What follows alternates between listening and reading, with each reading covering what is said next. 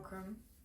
So, as we all know, it's meant to be the day of love today, and a lot of us don't have our love, or we can't be physically with the person that we love, or we've lost a love, and I'm kind of tired of feeling like I have to wait for love. Like, I've got to search for it, I've got to wait to be chosen, I've got to be accepted and wanted and desired. And that's something that someone else has to offer me, because apparently I can't give it to myself. I'm done with that. I'm so tired of that. I think it's really important to obviously keep in mind that people can only meet you where they've met themselves, to the depths they've met themselves, and they can only love you to the depths that they love themselves. I think there might be exceptions, like as a mother or certain things, but I think I do know for sure that the more I love myself, the more I'm able to love someone else. I for sure think that's true. And yeah, the more I love myself, the more I love everyone, really. And it had me thinking, like I was whining and dining myself, not whining because I'm sober, but cup of teaing and dining myself. And I was just thinking, like, obviously I long for connection, and that's something I really look forward to when it comes, but I was just like, oh my gosh, what? I'm allowed to just eat this food, messy as hell, it's probably a bit stuck in my teeth, like, do you know what I mean? I'm allowed to look bummy of it. Look, I got dressed up for you guys, I'm not gonna lie, I put a little outfit on, but I'm allowed to look bummy as hell, I'm allowed to like not do my nails, do you know what I mean? Like, and I can love myself through that. And obviously the right person would also love you through that. But there is something nice about, I don't care how I look right now, I'm just here in my space, pouring into myself. And it was really nice. I was just dancing around, eating, singing, like feeling like I was just romancing myself, if you know what I mean. And I want more people to do that. I want that to be a common thing that we do. I want that to be the norm, I want that to be the norm, like for when hopefully I have a daughter, God willing. I want her to know how to romance herself, please herself, love herself, way before she figures out how to do that for someone else. Do you know what I mean? I haven't made any notes. Maybe I should have. I'm not a sort of notes type of girl. I'm gonna quite just dive in there and just get into it. But I just wanted to start with some kind of affirmations that I've been kind of saying. I've basically just been saying that I'm beautiful, that I'm loved, that I'm worthy, that I'm capable, that I'm divinely guided and protected now and always. I've been doing a lot of looking at myself in the mirror, in my eyes, avoiding looking at,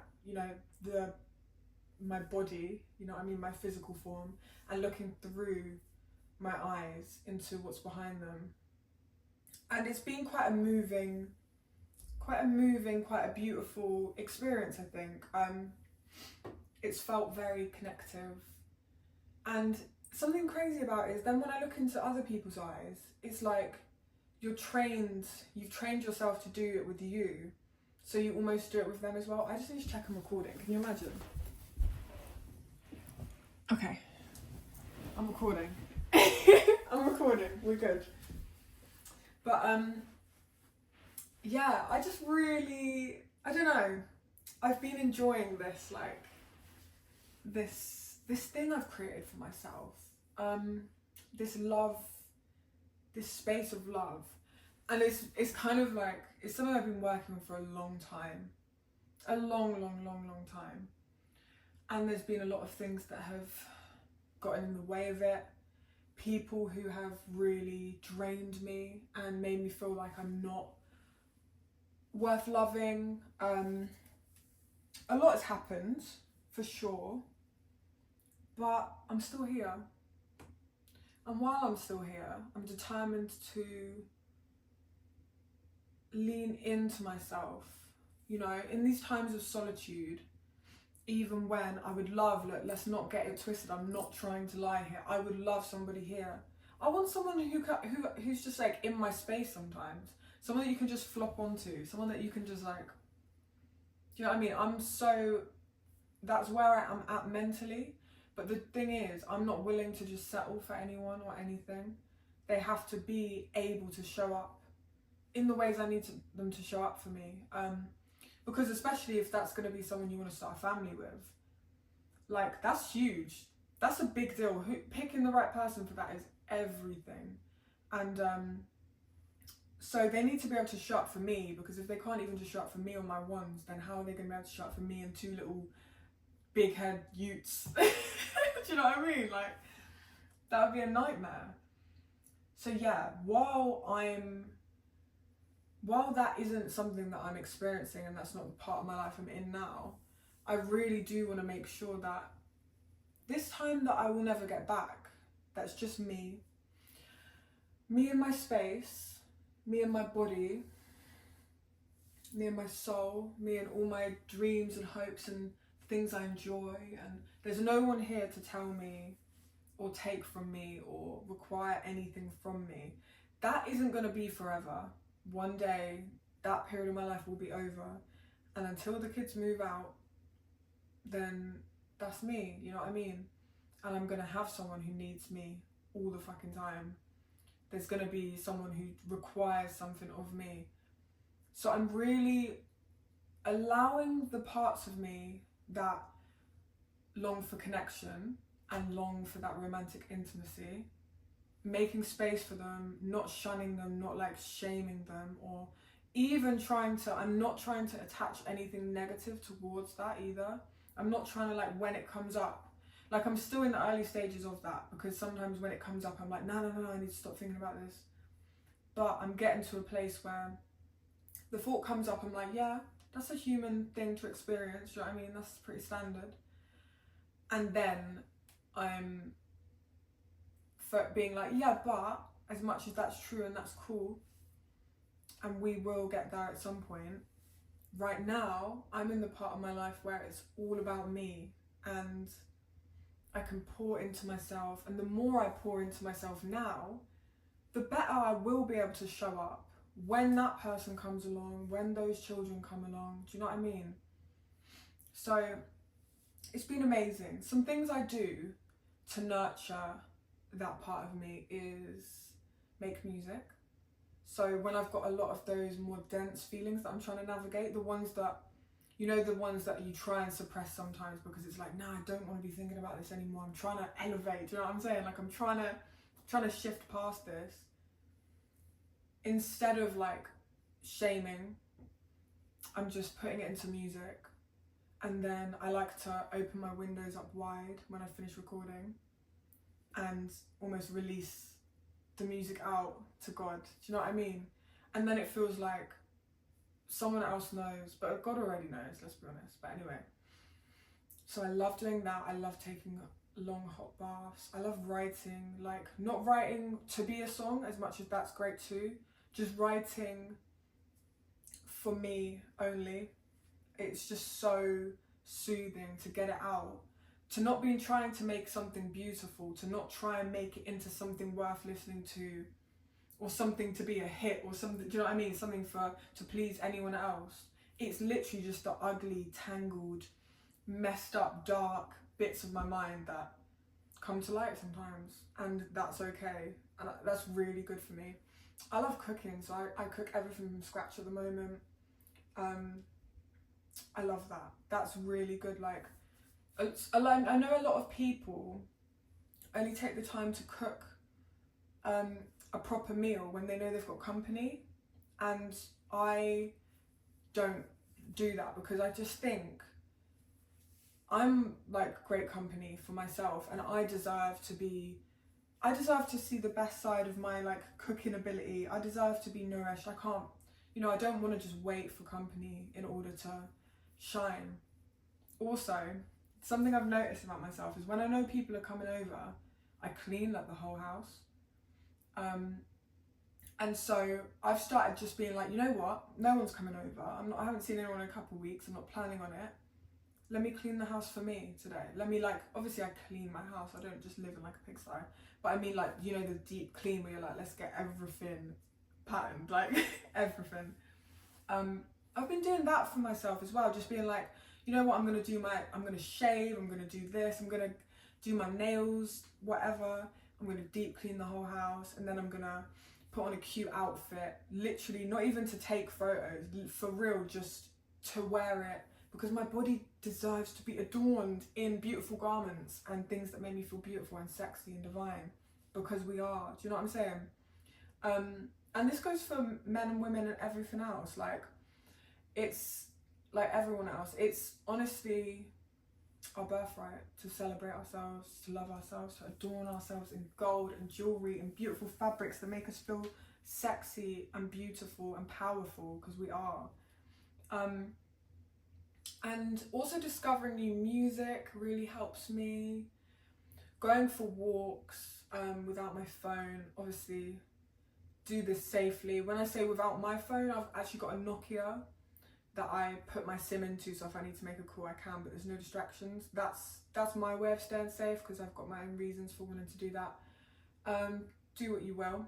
But yeah, that's a real good one. You can just get out and be something.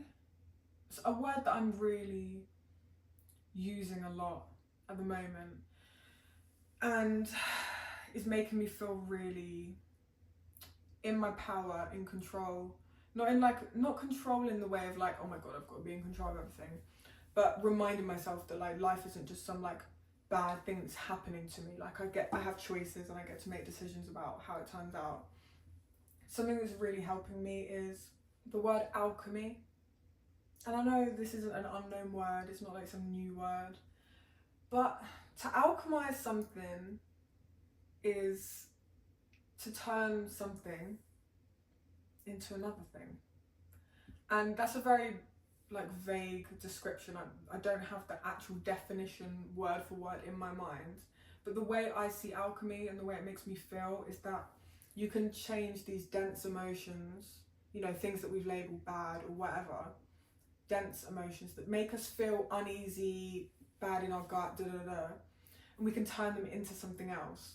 Now, I do just want to say that I don't think you have to do this for everything that comes up. Like, oh my gosh, I'm feeling something negative, or that I don't like, or I want to go away, blah, blah, let me turn it into something else. Sometimes just sit with it. Sometimes just feel it. Sometimes let it be, make space for it, hold it. But I do have to say that it is a magical feeling when you're in a really, really bad place and you can't just sit with it, and you need to. Normally that would be the time where a lot of us would go on our phones, would binge videos, some people drink, smoke, etc. Like, you know, we'd turn to these bad habits, or not bad habits, coping strategies, do you know what I mean, to try and prevent going to a really, really dark place or spiraling, or just get through. And when I go to that place, if I can get out of bed, if I can stop crying, I turn it into something else. And I'm sorry, but it's fucking crazy. Like, that's the only way I can describe it. It's fucking crazy what we can do. Like, I can sit here and be like, oh my gosh, like, I can't cope with all this. Do you know what I mean? All this feeling, I can't handle it, I can't deal with it, blah, blah, blah. I'm trying to stop saying I can't cope, I can't handle it. I'm working on it. I'm working on my language. But you know what I mean? Those times where you're like, nah, this is too much for me. This is too much. And then I can sit here at my computer. It can be something different for you. It could just be writing. Anything that makes you able to turn into something else. You might paint. You might just write a sentence down. Like, alchemy doesn't have to be some mad thing. But I can sit here with those feelings that I don't want to feel anymore. And I can go to my computer, I can pull up a beat or make something or whatever, or play my guitar. And I can release all of this. It starts to come out. It's almost like I'm pulling a string out of my mouth. You know what I mean? I can feel it bit by bit start to untangle in my belly. and I can make sense of it through music. And I don't know what to tell you. God is great for that, because I don't know how else I would do it, to be honest. It's amazing. It's so, so amazing that we can do that. And I want people to know. I want people to know about that. What the heck? Like, you are able to love yourself right now in this moment, while simultaneously longing for someone else, or knowing that you would like a relationship. You can do two things at once. And like, there will be a lot of people that say like, I don't know, that if you don't love yourself, you can't love someone else. And like I did touch on that earlier, and there's a part of me that kind of does believe that. But you can really want something before you love yourself. You can really be ready to try something before you love yourself. And so that's why these two things can coexist. You can practice pouring into yourself, getting better at it. It's like a muscle in the gym, right? You've got to keep working on it until you build up that strength, that resilience, and all of a sudden it's like breathing, second nature. But at the same time, it's okay. It's okay. You don't have to have it all together. Like, I wake up in the morning sometimes and I think, oh my gosh, I just want a hug right now. Do you know what I'm saying? Like, I just want a hug. Nothing crazy. Look, we don't have to go mad. You have to give me everything. Just a hug before you leave for the day or whatever. Shit like that. Like, that to me is what living is all about. You know what I mean? Those moments with someone is amazing. But you might notice it, I'm very like huggy on myself today, I think, because I'm craving that. But like, look, I'm giving it to myself. I'm holding myself. I'm holding space for myself. Like, I've dressed up a little bit, nothing crazy, just a little top. And my plan for the night, even though I'm filming this the day before Valentine's Day, my plan for the night is just to romance myself. Do you know what I mean? To seduce myself, to love myself, to play songs that make me feel sensual and beautiful and cherished, and to remind myself through touch, through affirmations, through journaling, through whatever I feel like, that I am loved now by me, like, and by other people, I'm sure. Do you know what I mean? But for now, I'm just gonna sit in here and love myself.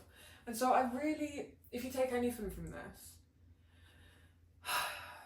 what I would really like you to take is, love isn't just a feeling. You know, love isn't just something you feel. I think when you feel love, you feel a combination of things all merged together, and then it creates this love feeling. But love is an action also. You know, the ways you show up for someone, even when it's inconvenient. Like, do you know what I mean? Love isn't just, oh, it's convenient, let me just, like, you have to show up for someone when it's inconvenient, when there are things that you're meant to be doing, but they need you, and you know they need you, and you know you can help them, so you're there. And also on top of that, I want you to remember or learn that love is actually a state of being. Love isn't just something you do or something you feel. Love is a state in which you can exist in, always. And again, back to the gym thing, I don't go gym, so I don't know why I use it so much as a reference, but it's a muscle that you build up, but it's a state that you can live in, a state of love. And it stops you feeling like you need to seek it outside of yourself. But yeah, I feel like that's everything I'm going to say for now, seeing as I had no script, so I'm just freestyling as I do. But yeah, you are loved. We're in this together. If you're here, thank you for being here. Love is a state in which you can always exist in, and you don't have to wait for anyone else to allow you to exist in that state.